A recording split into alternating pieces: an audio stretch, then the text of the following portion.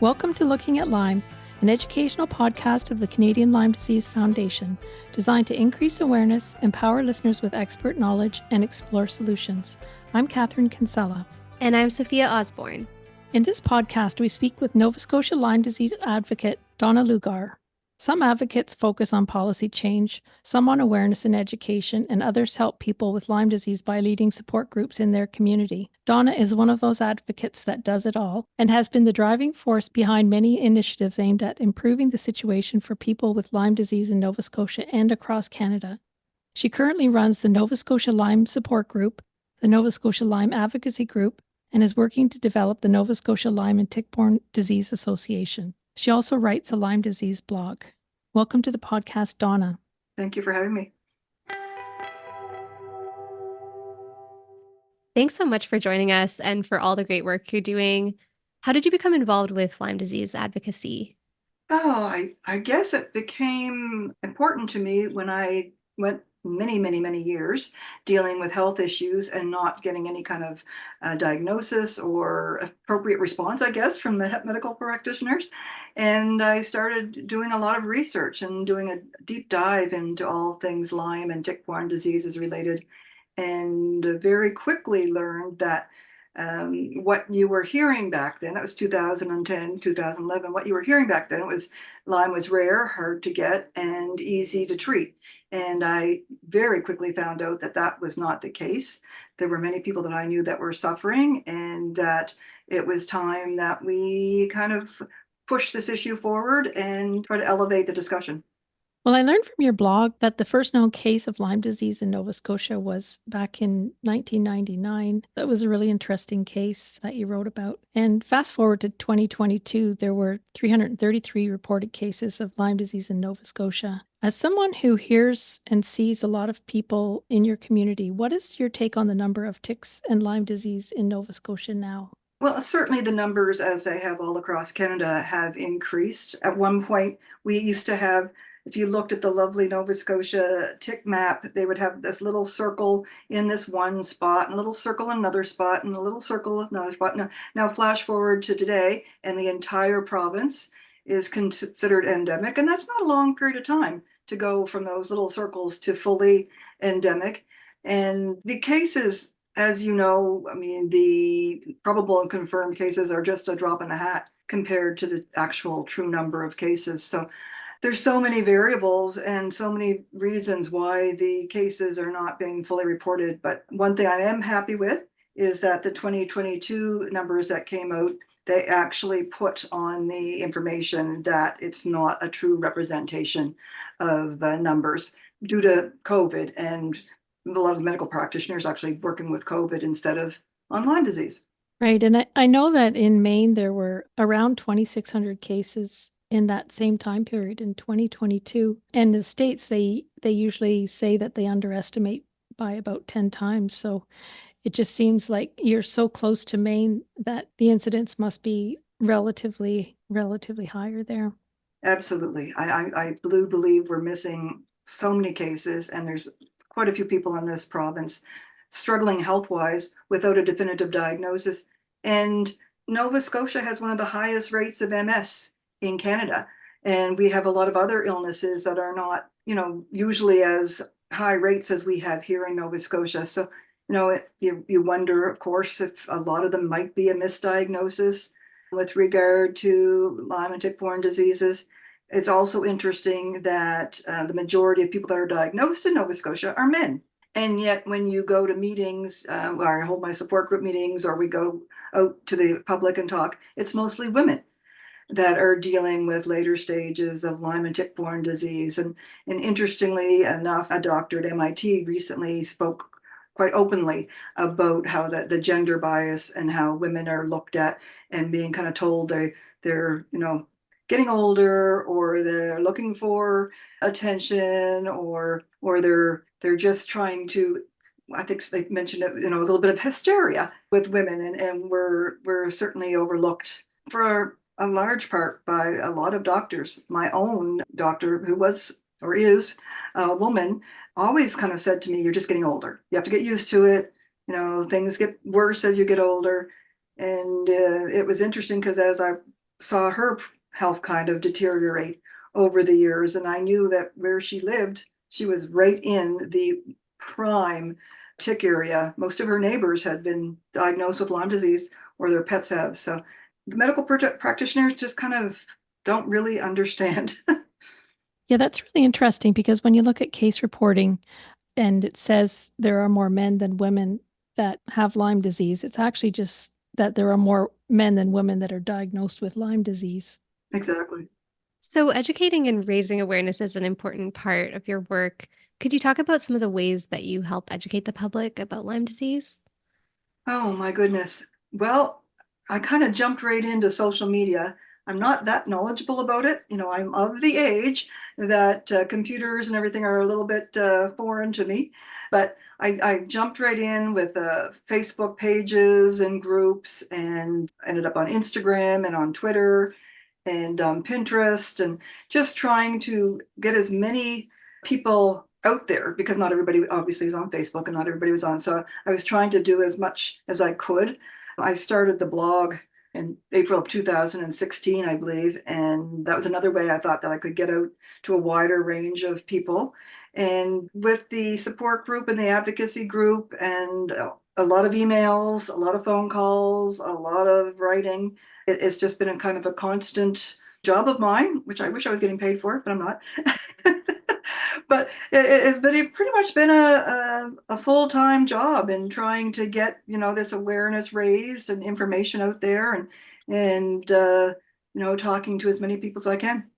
I'd like to touch on some of the work you've done to educate politicians and improve Lyme disease policy. I know you've been interviewed for TV and newspapers, and you've organized a lot of letter writing campaigns. I was going to ask, how do you go about organizing a letter writing campaign? Well, it's a little difficult. Social media isn't what it used to be, but you would just reach out to as many people as you could, and request that they write their counselor or their MLA or their MP. I know when the Elizabeth May's bill was going through, we were writing letters to every senator so that they would vote for it. We were writing letters to, I mean, literally wrote an email to all MPs across Canada, not just my own, but every single one. And I've done that a few times now, like write one to every single MP and every single MLA, just trying to get them, aware of things, whether there's a vote coming up or whether there's something that they need to know about. And, you just ask as many people as you can to do the same thing. So again, Facebook has been wonderful. I don't know what I would have done if we didn't have some of these social media things that we do now, because when you're stuck at home for whatever reason, you're on a computer, you're on your phone or whatever. And so it's been very helpful, the recent changes with Facebook and Instagram and whatnot, and the lack of news, the ability to share news and little things have certainly impacted what's getting out there, unfortunately. So trying to talk, as you said, to journalists, getting on radios, whatever you can do. So, what kind of politicians and health officials have you met with, and how has that been? I haven't actually met with a lot. I mean, I was able to go to Ottawa and meet with Public Health of Canada, different officials. With regard to politicians, it's been mostly Nova Scotia based. I was able to meet with our Minister of Health, only one of them, twice. I had great difficulty trying to get in to see other ones, but one of them was agreeable to sit down with me and discuss the issue. I've had recently flag raisings where the mayor of the Halifax Regional Municipality helped with the flag raising. Obviously, throughout Nova Scotia now, I write to every single municipal unit asking them about, lighting buildings lime green, doing the proclamations, trying to get as much signage and social media, and put things on their websites and on blogs. So I've talked to a lot. My early letter writing campaign, I would have been writing to the federal Minister of Health, trying to get a bit more information and asking them to disseminate it, throughout the country, rather than just putting something on their website, so that they would actually disseminate it out to all of the different health boards across Canada. as healthcare is a provincial issue, but money does come from the federal government. Federal government also has some say in certain things. So to me, all three levels of government should be working on this issue. It's not a party issue. It's not a particular government level. All three should be working on it. Agreed. You've also developed several petitions over the years. Could you talk a bit about what that's been like? Well, the first petition was 2015, I believe. It was it was great, but we did have an ask on it back then that was asking the government to protect doctors if they were helping patients and maybe a little bit, not quite following what they were being told to follow. And unfortunately, even though we had, a couple of thousand signatures on that petition, it was not accepted by the government back then because of that particular ask. The government said that they did not have the authority to protect doctors or have anything to do with that. So it was a while before we tried another one, and we did start one in 2020, early 2020, and of course COVID then hit. And we put it aside because you couldn't go door to door. You couldn't, be at farmers markets. You couldn't be out getting signatures. So we just started that again this year. Now that our asks they should be able to be undertaken by the government. So we've kind of hit a few different areas, whether it's awareness and maybe educating the healthcare professionals a bit more and whatnot. So I think our hope is to have several thousand signatures on it.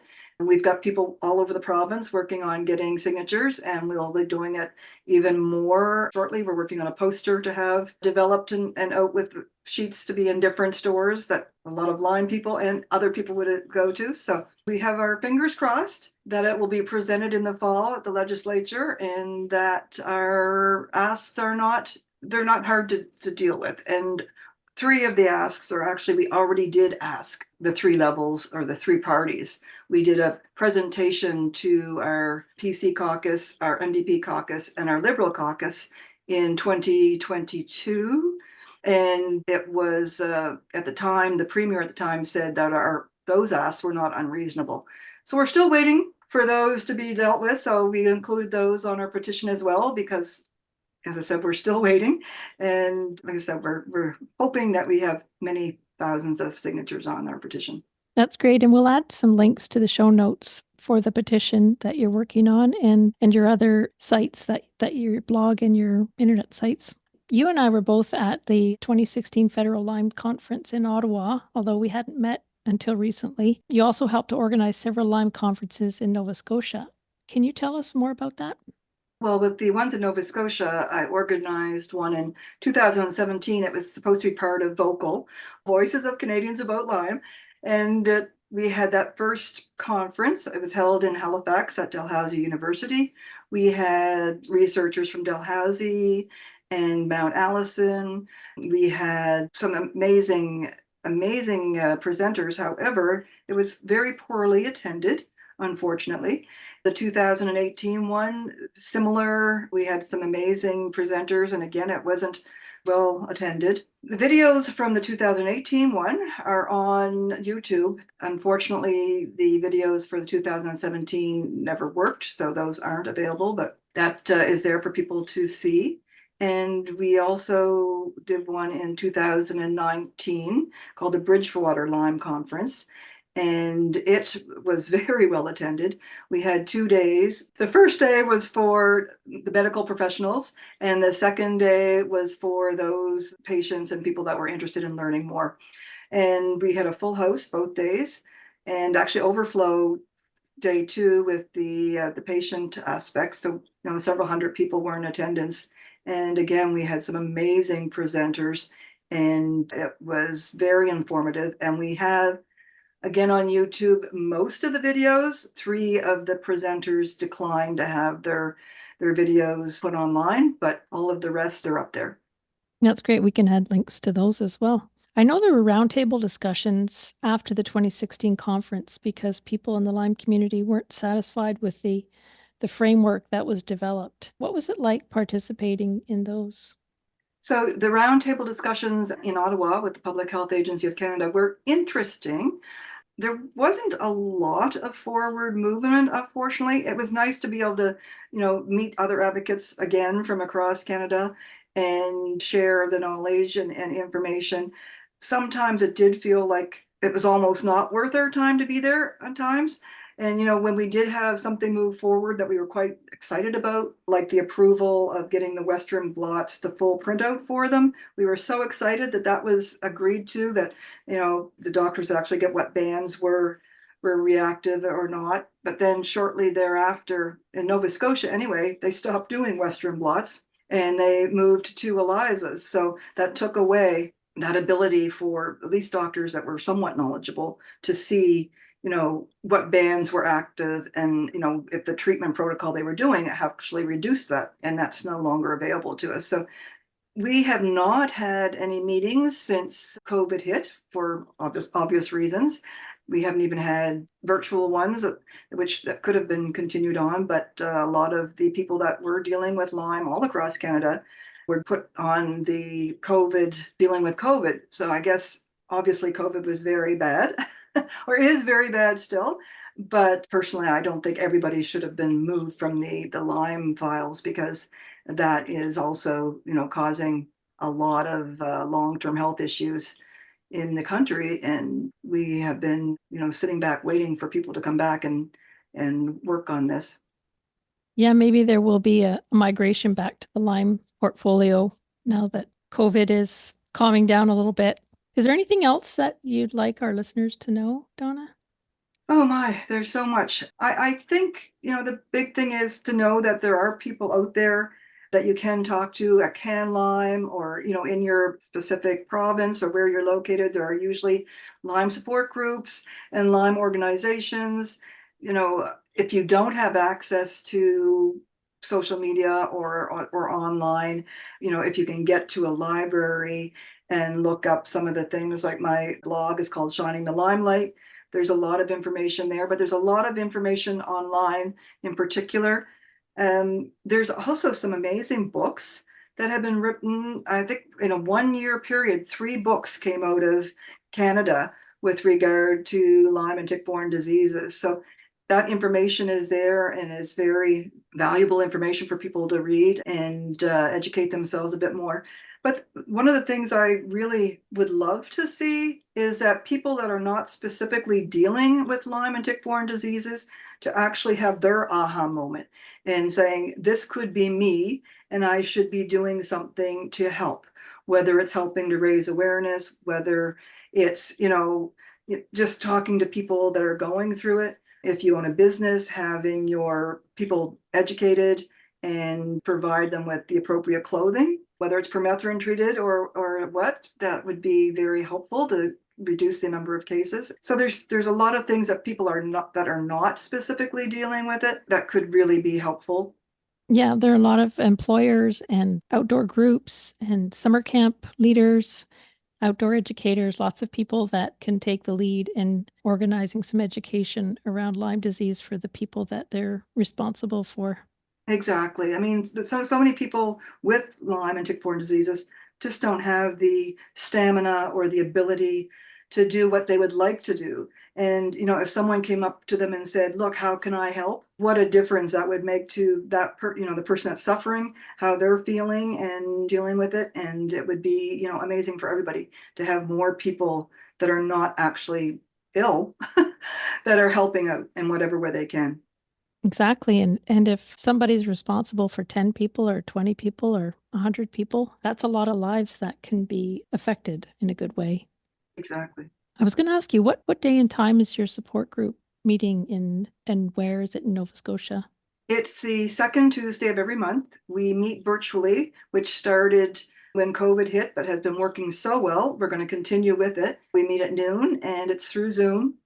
So people just have to reach out to me and I can send them a link. It's open to anybody that would like to attend. And we've actually also said, people in other provinces or whatever, if they want to sit in, they're able to. Certainly early on, we were probably one of the first groups that went online and started having our support group meetings, virtually, so that we could still talk and see people.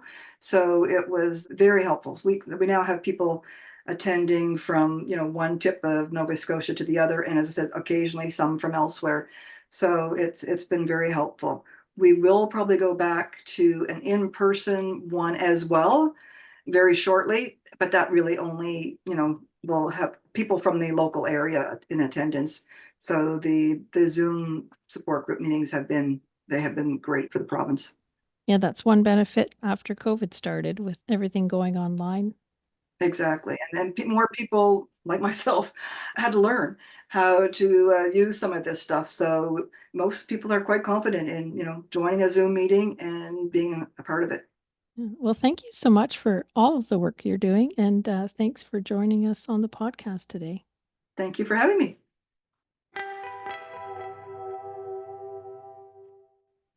That was such an interesting conversation with Donna. She just does so much. Like it's so clear from talking to her that she has a lot of balls in the air and is just very passionate about the advocacy that she does and really knowledgeable about how to go about all these different types of campaigns and meetings, and really, really impressive and admirable. We'll make sure to tune in next time as we engage with more experts from Canada and around the world.